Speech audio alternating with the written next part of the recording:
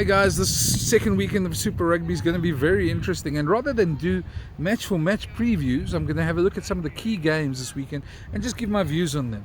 You tell me what you think. Let's first handle the South African games and we can go into the others from there. Brumbies Sharks going to sure to be a tough game. The Sharks will really be disappointed. They let it slip last weekend. They really should have beaten the Reds, and this is their last game on tour. Two-game tour, much better than in the past, and they'll want the win. Robert Dupree will be aching for the win. Saying that, you saw a resurgence in the Brumbies against the Crusaders, and while they didn't win that game, there's certainly a lot more backbone in them. I'm going to go for the home team here, Brumbies by 3-4, but obviously my heart says hope the Sharks do it.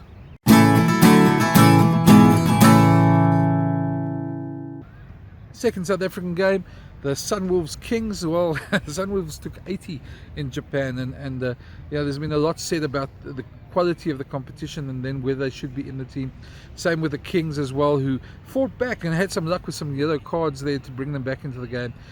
This one, I'm going to go for the Kings. I think they can get their first win of the season. They can really score a bit of a surprise here against the Sunwolves. I think it's going to be a tough game. It's going to be close, rather high scoring, I reckon, but I'd go here for the Kings by 5.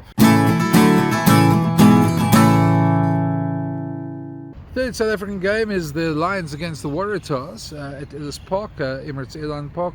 And this is going to be a tough one. This is going to be one of the tougher games of the round. Waratahs look good. They ground out a win against the Force in round 1. They've certainly got some big game players. They'll like the high felt, the hard ground, and hopefully some good weather as well that we haven't seen too much in the last couple of weeks in the high felt. But I still think the Lions are too good a side. They've got too much pedigree. Some of their guys look a bit rusty, but they had enough to win in Bloemfontein against the odds there, and I think they'll probably have enough to win at Ellis Park as well. It's also going to be a tough one, a close one, but I'd say the Lions by 7.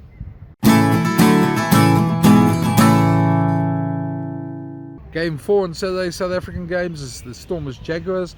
Stormers were impressive, and on that performance in Newlands, it's going to be hard to beat them at home. The Jaguars look good, but they've got disciplinary problems, and while they scored so much tries, they let in quite a few as well. I think they're going to struggle at Newlands against the Stormers side if that tight 5 of the Stormers gets the same sort of ball as they did against the Bulls. It's only one-way traffic. I think it's going to be quite a big win here for the Stormers. I reckon Stormers by 10-12.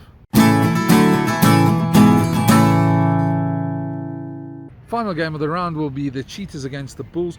A big one for both teams. Both teams lost in the first round. Both teams will be upset that they lost in the first round, although the Bulls have a lot more to rectify than the Cheetahs. Big thing with the Bulls, that their set piece was taken away from them last week against the Stormers. If they don't get a set piece, it'll be quite easy running for the Cheetahs. But the Cheetahs also were up 16-6 against the Lions and let it slip. Bulls, I think, probably have a little bit more experience, but the Cheetahs will be buoyed by the fact that they beat the Bulls in the Currie Cup last year. Even though not much has changed from the two sides, except for maybe a couple of personnel on the Bulls side, I think this could be one that the Bulls shade by 2 to 3 points. Let's look at some of the other games of the weekend, and the key one for me is going to be the Highlanders Crusaders game in Dunedin. That's a huge game. I think the home side probably just shaded. Both sides are looking good. Both sides have got expansive gameplay, great running backs, great forwards as well. I think we're going to see a real nice New Zealand derby there.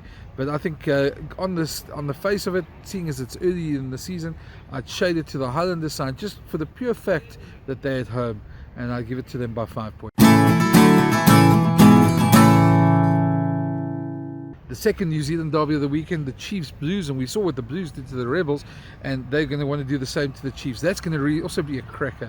I think that one also, a lot of running rugby we're going to expect.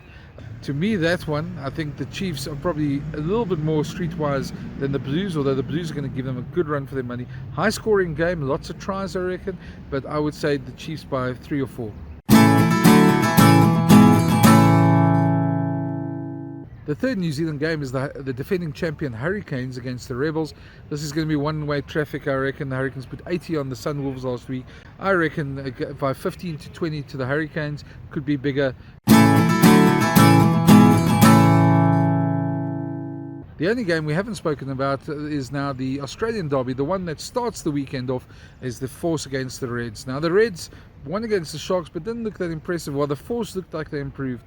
I don't think this is going to be the greatest game to watch. I think we're going to see a typical Australian derby. But I think Dave Wessels and the Force are ripe for their first win. And being at home, I'm going to give it to them by 7 points. I reckon this will be the first win for the Force.